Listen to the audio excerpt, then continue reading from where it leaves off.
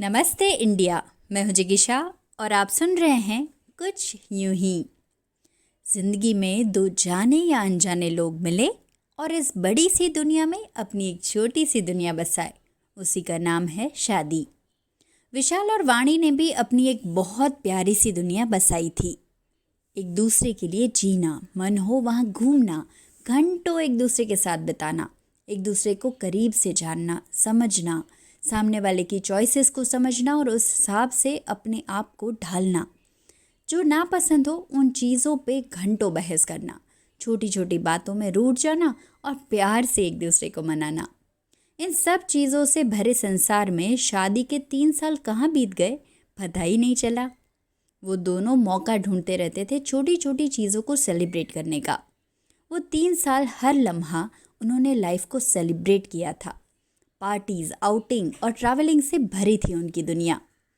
लेकिन उन दोनों की ये दुनिया हिल गई जब उनकी ज़िंदगी में किसी तीसरे ने एंट्री मारी। और वो तीसरा था उनकी आंखों का तारा, उनका राज दुलारा बेटा विस्मय। प्रेगनेंसी के 9 महीने सपने देखने में चले गए, लेकिन डिलीवरी के बाद हकीकत से रूबरू होना भारी पड़ गया। माँ बाप बन के दोनों बहुत खुश थे, लेकिन अपनी बदली हुई जिंदगी से परेशान भी। वाणी कभी विशाल को छोड़ के खाना नहीं खाती थी, लेकिन आजकल उसके खाने के टाइमिंग्स बेबी के हिसाब से बदल गए थे। उस दिन विशाल ने वाणी के साथ खाने के लिए 1 घंटा वेट किया और जब फाइनली साथ में खाने बैठे तो बेटे ने पॉटी कर दी। खाना साइड में और डायपर चेंज करने का काम पहले आ गया। विस्मय के आने के 2 महीने बाद दोनों ने पहली बार आउटिंग का प्लान बनाया, जिसमें पूरे रास्ते कार में बेबी रोया। उसको चुप कराने में विशाल और वाणी की पूरी एनर्जी खत्म हो गई और जैसे बीच पे पहुंचे कि बेबी सो गया। प्रेम में सुलाओ तो महाशय उठ के रोने लगते थे, इसलिए गोद में ही रखना पड़ा। लेकिन उसको उठा उठा के कितना घूम पाते। पूरे दिन के प्लान की जगह 3 घंटे में दोनों वापस घर आ गए। बाहर जाके मज़ा कम और टेंशन ज़्यादा हुई। हमेशा हंसती रहती वाणी आजकल बहुत चिड़चिड़ी हो गई थी। छोटी छोटी बातों में आग बबूला हो जाती या तो फिर रोने बैठ जाती। वाणी और विशाल के पास बैठ के बात करने का ही समय नहीं होता था और जब भी टाइम मिलता तब दोनों सिर्फ विस्मय की ही बातें करते रहते थे।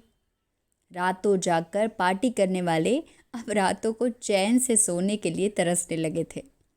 ये बदलाव आसान तो नहीं थे। अलग ही फ्रस्ट्रेशन से दोनों गुजर रहे थे और अपनी पिछली ज़िंदगी को, अपने बीच के प्यार को वो बहुत मिस कर रहे थे। इसी बीच वाणी का बर्थडे आया। विशाल ने सोचा यही मौका है, कोई कसर नहीं छोड़ूंगा। हमेशा की तरह बहुत कुछ प्लान करके रखा था उसने। वाणी की पसंद के लिलीज, कैंडल लाइट डिनर, उसका favourite Chinese ice cream cake and last but not the least एक सुपर रोमांटिक डांस। विशाल को पता था कि वाणी आज उसका नया ड्रेस पहन के बेसब्री से उसकी राह देख रही होगी।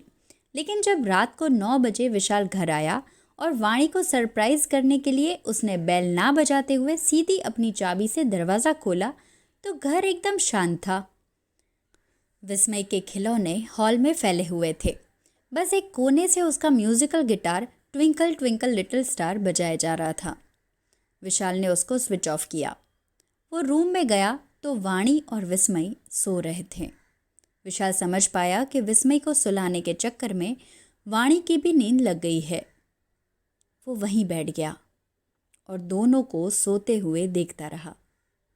ये नज़ारा दुनिया के किसी भी डेकोरेशन से कहीं ज़्यादा सुंदर था।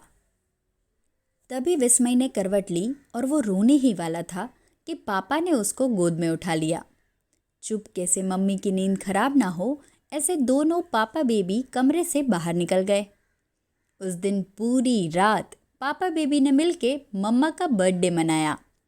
साथ में खूब खेले, बहुत सारी बातें करी, घर की सफाई के साथ खिचड़ी पार्टी करी और फिर हॉल में ही घोड़े बेच के सो गए। अपने बर्थडे पे पूरी नींद पाके वाणी बहुत खुश थी। आज से पहले विशाल ने बहुत गिफ्ट्स दिए थे उसको, लेकिन इससे ज़्यादा प्रेशियस कुछ न था।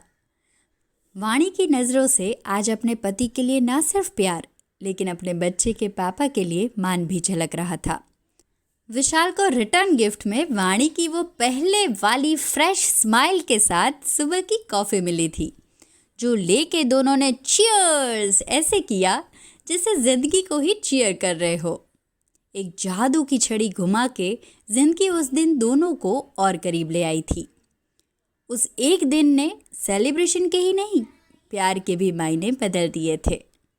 जिंदगी के सिखाने के तरीके हैं यही, समझो तो सोना, बाकी कुछ यूं ही।